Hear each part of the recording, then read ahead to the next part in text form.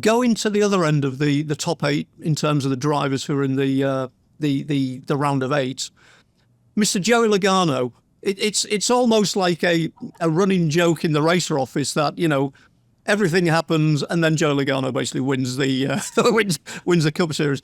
It seems awfully familiar that there's been a scramble. He's the last guy in on the round of 8 roster of drivers. There was mayhem sort of at the end of Charlotte. But at the same time, it's Joey Logano and it's Penske. And 8th place seems to be...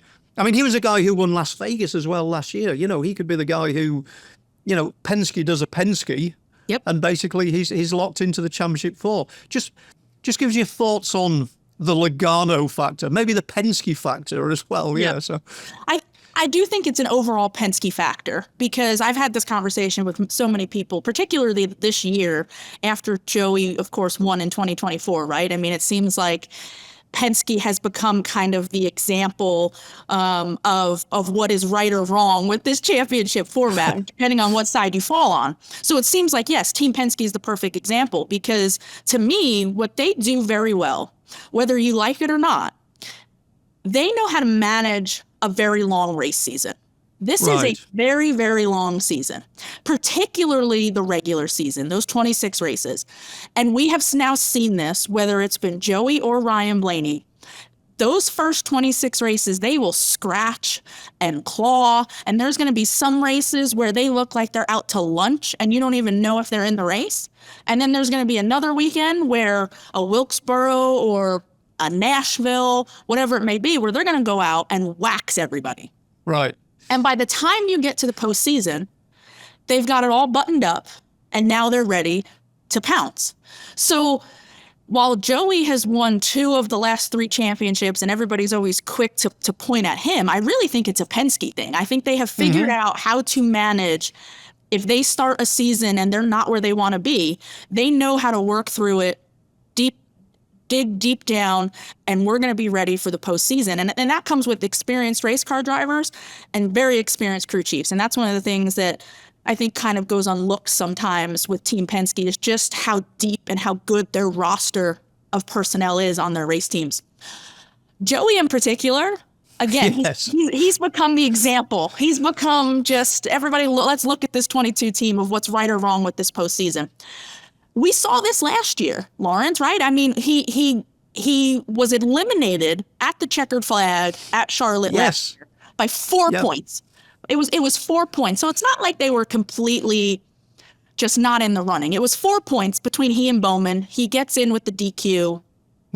They go and win Vegas. And here we are again.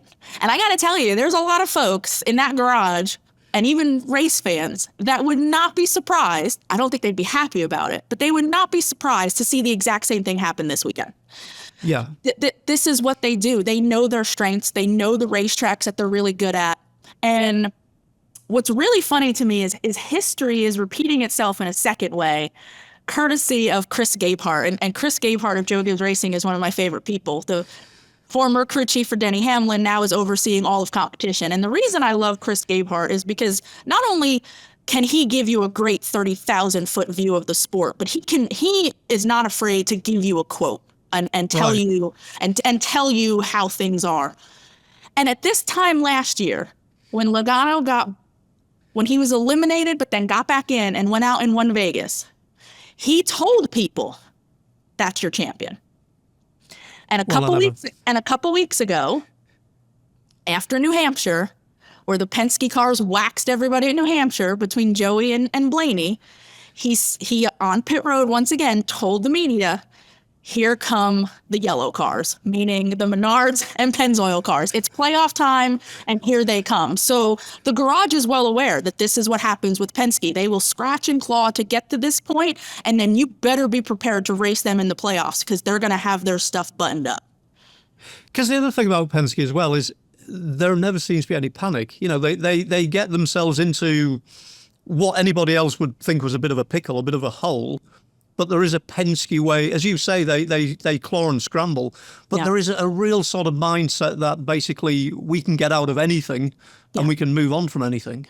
Yeah, that's a really good point. I think that goes back to what I said about the experience and the depth that they have on their bench. I mean, it's not just race car drivers, right? I mean, Ryan Blaney, for as young as he is, has been doing this for a very long time, and he's had a career that, in a sense, has been a little bit of up and down in terms of, you know, the years that he spent driving the extra Penske car, making some starts in the Cup Series, to, you know, running in the Xfinity Series, getting a lot of experience there, to the years that he spent with the Wood brothers, not running full time, then having full time. So he's really kind of gone through it all. Plus, he's seen what his dad did in his career, right? Dave Blaney didn't have this totally wonderful, great, everything is roses career. And I'm sure Ryan saw that, as well as the rest of his family who are racers.